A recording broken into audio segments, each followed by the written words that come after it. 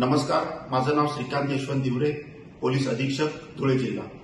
उद्या धुळे जिल्ह्यामध्ये विधानसभा निवडणुकीच्या काउंटिंगसाठी 5 काउंटिंग सेंटर्स आपण ठेवण्यात आलेले आहेत। शेवाळी फाटा Sakri, Kendriya Vidyalaya Nagaon, jail road Dhule, Kumrej road Sindkheda आणि करवंद नाका शिरपूर या 5 ठिकाणी आपण काउंटिंग सेंटर्स आपण नेमण्यात आलेले आहेत। त्या 5ही काउंटिंग सेंटर्सवर माननीय निवडणूक आयोगाच्या निर्देशानुसार आपण 3 टायर कॉर्डन सिस्टीम्स आपण तिथे नेमण्यात आलेली आहे।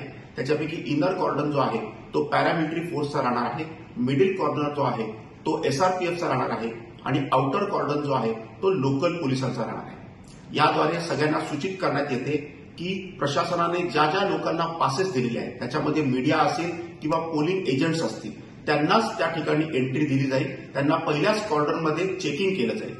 आपल्याला हेही कळण्यात येतं की काउंटिंग सेंटरच्या आतमध्ये कोणताही मोबाईल फोन नेणे अलाउड नाहीये। त्याच्यामुळे मोबाईल फोन, कुठलेही मॅच बॉक्स, लायटर अथवा धार्मिक विधीचे सामान, हातोडा इत्यादी कोणत्याही परिस्थितीमध्ये आपल्याला अलाउड केलं जाणार नाही आणि आपण ते आणू देखील नाही।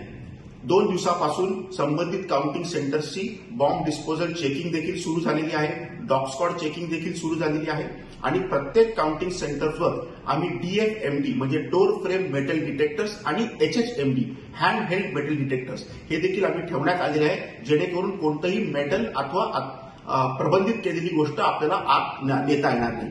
सगळ्यांना याद्वारे आवाहन करण्यात येत आहे की कोणत्याही विजयी उमेदवाराने आपली विजयी मिरवणूक काढण्यात येऊ नये, त्याकरिता प्रशासनाकडून परमिशन दिली जाणार नाही।